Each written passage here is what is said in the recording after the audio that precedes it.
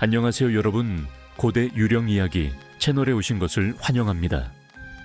오늘은 단군의 피 끝나지 않았다 이라는 이야기를 들어보겠습니다. 조선 중기 하늘이 3번 붉어졌던 해가 있었다. 사관들은 이를 일식의 어긋남이라 기록했지만 산골에서는 다르게 불렀다. 단군의 혈이 다시 울었다. 그 해는 대흉년이었다. 비는 내리지 않았고 우물은 썩은 냄새를 품었으며 아이들은 태어나자마자 울음을 멈췄다. 왕실에서는 조용히 대제다지를 준비했다. 단군에게 바치는 제사였다. 그러나 그 제사는 공식 기록 어디에도 남지 않았다. 그 제사를 준비하기 위해 불려간 사람은 이름 없는 설이 하나였다. 이름은 윤서현, 인루이셴.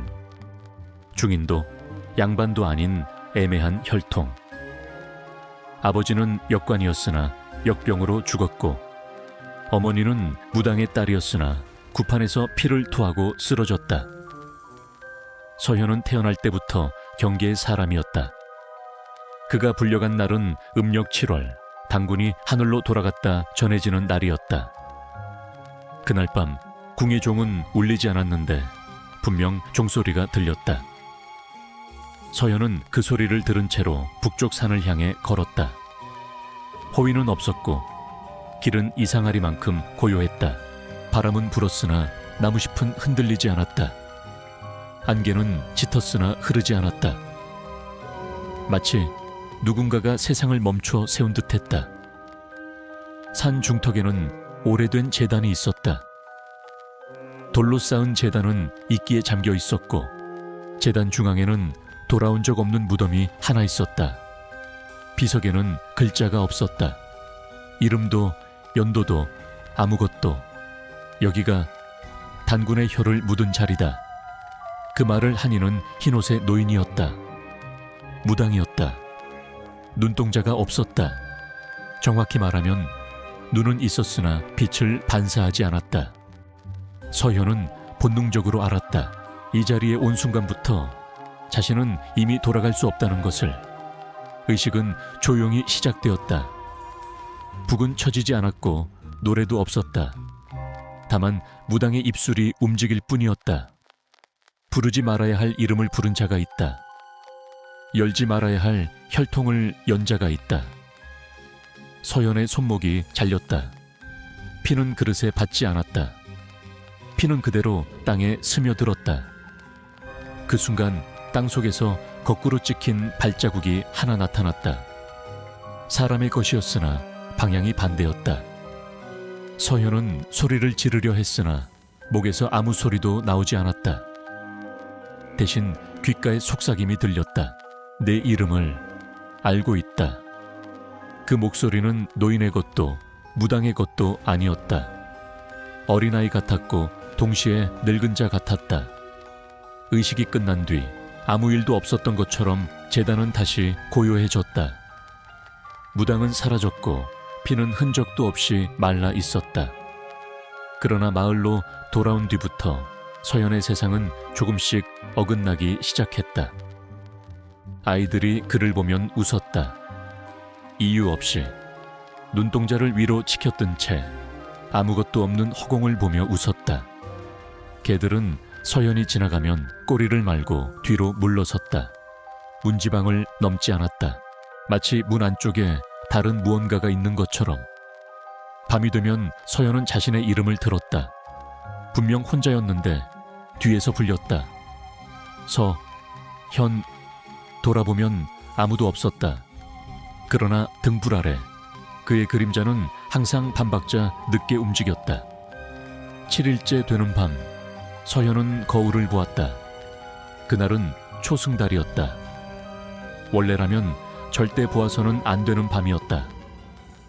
거울 속에 그는 분명히 웃고 있었다. 그러나 서현은 웃지 않았다. 거울 속의 입술이 열렸다. 내 어머니는 내 어머니가 아니었다. 그 순간 거울 아래에서 검은 머리카락 한 줌이 흘러내렸다. 다음날 조정에서 비밀리에 내려온 문서 하나가 서현의 손에 들어왔다. 단군의 혀를 이은 자는 하나가 아니었다. 그 문서를 읽는 순간 서현은 깨달았다. 이 모든 것은 귀신이 시작한 일이 아니었다. 사람이, 왕실이, 그리고 자신의 혈통이 이 문을 열어버렸다는 것을. 땅속 어딘가에서 무언가가 완전히 깨어나고 있었다. 서현은 그 문서를 불 속에 던지지 않았다. 찢지도 숨기지도 않았다. 그저 접어 품속에 넣었다. 마치 오래전부터 알고 있었던 진실을 다시 되찾은 사람처럼. 그날부터 밤이 더 이상 밤으로 느껴지지 않았다. 해가 지면 어둠이 내려와야 했지만 서현의 주변은 늘 희미하게 밝았다. 등불을 켜지 않아도, 그림자가 생기지 않아도 무언가가 지켜보고 있다는 느낌만이 남아있었다. 서현은 다시 북쪽 산으로 향했다. 이번에는 부름이 없었다. 그러나 발걸음은 멈출 수 없었다. 산길의 돌계단에는 낡은 발자국이 남아있었다. 사람의 것이 분명했지만 발꿈치가 앞을 향하고 있었다. 그 발자국을 따라가자 숲 안쪽에 버려진 사당 하나가 모습을 드러냈다. 지붕은 무너졌고 기둥에는 피처럼 검게 변한 흔적이 스며 있었다. 그러나 사당 안의 재상은 깨끗했다. 마치 누군가가 지금도 정성스럽게 닦고 있는 것처럼. 서연이 한 발을 들여놓는 순간 사당 안의 공기가 갑자기 무거워졌다. 종소리가 울렸다. 그러나 종은 없었다. 사당의 뒤편에는 작은 연못이 있었다. 물은 흐르지 않았고 표면은 거울처럼 고요했다. 그 연못 속에서 서연은 머리카락을 보았다. 사람의 것이었다. 길고 젖어 있었으며 천천히 물 위로 떠올랐다. 곧이어 하얀 손 하나가 수면 위로 드러났다. 손은 서연을 향해 뻗지 않았다. 그저 허공을 더듬듯 움직일 뿐이었다. 그때 들렸다. 아직 이름을 부르지 마라. 여자의 목소리였다. 그러나 숨이 없었다. 마치 죽은 자의 입이 억지로 열리는 소리 같았다. 그날 밤 서연은 꿈을 꾸었다. 궁 안의 깊은 처소, 불이 모두 꺼진 방 한가운데 비단 이불에 쌓인 궁녀 하나가 무릎을 꿇고 있었다. 그녀의 목에는 붉은 줄이 선명했다. 그러나 피는 흐르지 않았다. 방 안에는 대신들이 서 있었고 그들의 얼굴은 모두 지워져 있었다. 누군가 말했다. 이 아이의 피가 아니면 안 된다. 단군의 혈이 섞여 있다. 궁녀가 고개를 들었다. 그 얼굴은 서연의 어머니와 닮아 있었다. 잠에서 깬 순간 서연의 손에는 젖은 머리카락 한 올이 쥐어져 있었다. 그는 마침내 깨달았다. 실체는 하나가 아니었다. 연못 속의 여자, 거울 속의 목소리, 아이의 웃음, 거꾸로 찍힌 발자국. 모두 같은 뿌리에서 나왔지만 서로 다른 조각이었다. 그리고 그 조각들은 하나의 이름을 기다리고 있었다. 서현은 다시 문서를 펼쳤다. 이번에는 끝까지 읽었다. 그 안에는 기록되지 않은 계보가 적혀 있었다. 왕실에서 지워버린 혈통, 단군의 피를 빌려 제사를 유지하기 위해 희생된 사람들의 이름. 마지막 줄에는 이렇게 쓰여 있었다. 혈을 봉인하려면 같은 혈이 다시 제단에 서야 한다. 서연의 손이 떨렸다. 그 순간 그의 그림자가 바닥에서 일어섰다. 그림자는 서연보다 먼저 입을 열었다. 이제 얼굴을 보여줄 때가 되었다. 연못에 물이 갈라졌다. 사당의 지붕이 무너졌다. 바람이 불었고 이번에는 모든 것이 흔들렸다. 물 위로 여자의 형상이 완전히 드러났다. 궁녀의 옷차림, 그러나 얼굴은 없었다. 대신 그 얼굴이 있어야 할 자리에 수많은 이름이 겹쳐 새겨져 있었다. 그녀가 말했다. 우리는 죽은 적이 없다. 지워졌을 뿐이다. 하늘이 붉게 물들었다. 구름 사이로 붉은 달이 떠올랐다. 서현은 제단 앞에 섰다. 도망칠 수 없었다. 그의 피가 이미 이곳에 스며 있었기 때문이다. 그는 마지막으로 물었다. 끝나면 사라지는가? 여자는 고개를 저었다. 사라지는 것은 없다. 다만 다음 세대가 대신 짊어질 뿐이다. 서현의 피가 다시 땅에 떨어졌다. 제단의 돌이 갈라졌고 안쪽에서 오래된 관 하나가 모습을 드러냈다. 관 위에는 이름이 없었다. 그 순간 멀리서 아이들의 웃음소리가 들렸다. 그들은 정확히 서현의 이름을 부르고 있었다. 서현은 관 앞에서 한동안 움직이지 못했다. 붉은 달빛이 갈라진 돌틈 사이로 스며들었고 그 빛은 관 위에 고여 마치 피처럼 번들거렸다. 이름 없는 관, 조선의 기록 어디에도 남지 않았을 관이었다. 그때 사당 바깥에서 발소리가 들렸다. 한 사람의 것이 아니었다. 여럿이었지만 발의 무게는 모두 같았다. 서현이 고개를 들었을 때 사당 입구에 노인 하나가 서 있었다. 며칠 전 제단에서 사라졌던 눈동자가 빛을 잃은 무당이었다. 이제야 보러 왔느냐. 노인의 목소리는 갈라져 있었지만 또렷했다. 왕실이 숨긴 것이 무엇인지. 서현은 아무 대답도 하지 않았다. 대신 품속의 문서를 꺼냈다. 노인은 그것을 보자 고개를 끄덕였다. 그건 절반일 뿐이다. 나머지는 산 아래에 있다. 산 아래에는 버려진 옛 기록고가 있었다. 겉으로는 불에 탄 창고에 불과했지만 안으로 들어가자 벽 안쪽에 또 다른 문이 숨겨져 있었다. 문을 여는 순간 서현은 숨을 멈췄다. 안에는 사람의 뼈가 줄지어 쌓여 있었다. 어른의 것도 아이의 것도 섞여 있었다. 모두 목뼈에 같은 자국이 있었다. 끈으로 조인 흔적. 벽면에는 희미한 글씨가 남아 있었다. 먹이 아니라 피로 쓴 글씨였다. 혀를 나누어 죄를 이어간다. 하늘의 분노를 사람으로 막는다. 노인이 말했다.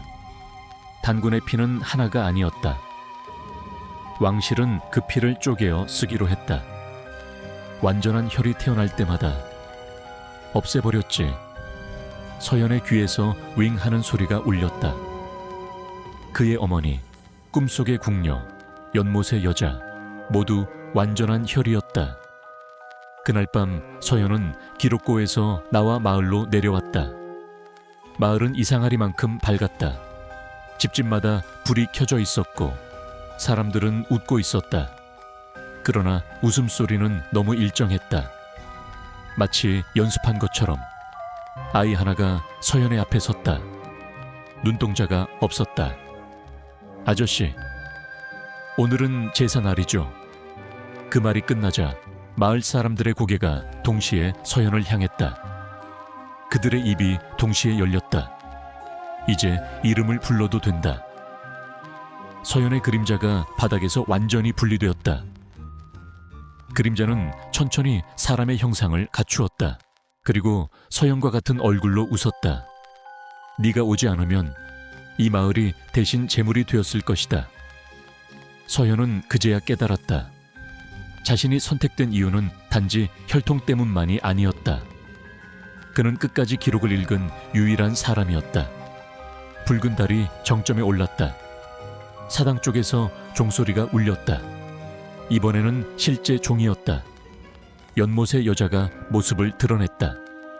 이번에는 얼굴이 있었다. 서현의 어머니와 같은 얼굴이었다.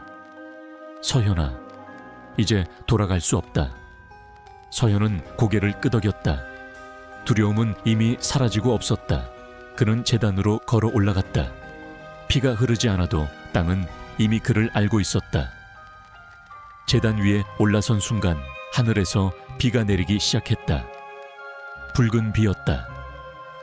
마을 사람들은 무릎을 꿇었고 노인은 눈을 감았다. 여자가 마지막으로 말했다. 우리는 복수를 원하지 않는다. 기억되기를 원할 뿐이다. 서연은 제단 한가운데 섰다. 그리고 스스로 이름을 불렀다. 그 순간 관이 열렸다. 안에는 시신이 없었다. 대신 아직 태어나지 않은 아이의 심장이 뛰고 있었다. 심장은 관 안에서 규칙적으로 뛰고 있었다. 아직 태어나지 않은 것임에도 박동은 또렷했고 고요했다. 마치 오래전부터 이 순간을 기다려온 것처럼. 서연은 한 발짝 뒤로 물러섰다. 그러나 발뒤꿈치가 제단의 경계선을 넘지 못했다. 땅이 그를 붙잡고 있었다. 이것이 단군의 혈인가? 그가 중얼거리자 사당 안에 있던 모든 형상들이 동시에 고개를 들었다. 연못에서 올라온 여자, 그림자에서 태어난 또 다른 서현, 마을 사람들의 얼굴 위에 겹쳐진 이름 없는 눈들. 그들은 더 이상 흐릿하지 않았다. 살과 뼈, 숨결까지 또렷한 완전한 모습이었다. 여자가 말했다. 이번에는 울림이 있었다. 단군은 신이 아니었다. 신의 피를 빌린 인간이었을 뿐이다. 그 피는 땅을 지키는 대신 사람을 요구했다. 하늘이 갈라지듯 천둥이 울렸다. 붉은 비가 굵어졌다. 비가 닿은 곳마다 땅이 갈라졌고 그 틈 사이로 오래된 뼈와 옷자락이 솟아올랐다. 마을 사람들 중 몇이 비명을 질렀다. 그러나 곧 소리를 멈췄다. 그들의 입에서 검은 물이 흘러내렸기 때문이다. 그들은 쓰러지지 않았다. 대신 제단을 향해 기어왔다. 우리도 기억하고 있다. 우리가 무언 위에 살고 있었는지. 그 순간 서연은 깨달았다. 이 의식은 한 사람의 죽음으로 끝나지 않는다는 것을. 마을 전체, 그리고 이 땅 위에 쌓인 모든 침묵이 대가를 요구하고 있었다. 노인이 앞으로 나섰다. 그의 몸이 급격히 늙어가기 시작했다. 피부가 갈라지고 뼈가 드러났다. 이제 끝내야 한다. 누군가는 여기에 남아야 한다. 서연은 고개를 저었다. 아니요. 이제는 남기지 말아야 합니다. 그는 관안의 심장을 향해 손을 뻗었다. 손이 닿는 순간 심장은 갑자기 뛰는 것을 멈췄다. 사당 안의 모든 소리가 사라졌다. 그리고 들렸다. 아주 낮은 아이의 목소리. 그럼 우리가 간다. 붉은 달이 깨지듯 갈라졌다. 하늘에서 빛이 쏟아졌고 형상들은 하나둘씩 무너졌다. 연못의 여자는 마지막으로 서연을 바라보았다. 그 얼굴에는 원망이 없었다. 너는 우리를 죽이지 않았다. 우리를 풀어주었을 뿐이다. 그녀의 몸이 빛으로 흩어졌다. 그림자였던 또 다른 서현도, 마을 사람들의 얼굴에 겹쳐진 이름들도 모두 바람처럼 사라졌다. 비가 멎었다. 하늘은 다시 검게 닫혔다. 제단 위에는 서현 혼자만이 남아있었다. 그의 몸은 서서히 굳어갔다. 발끝부터 돌처럼 변해갔다. 노인이 마지막 힘으로 말했다. 기록은 남지 않을 것이다. 그러나 땅은 기억하겠지. 서현은 미소를 지었다. 그리고 아무 말도 하지 않았다.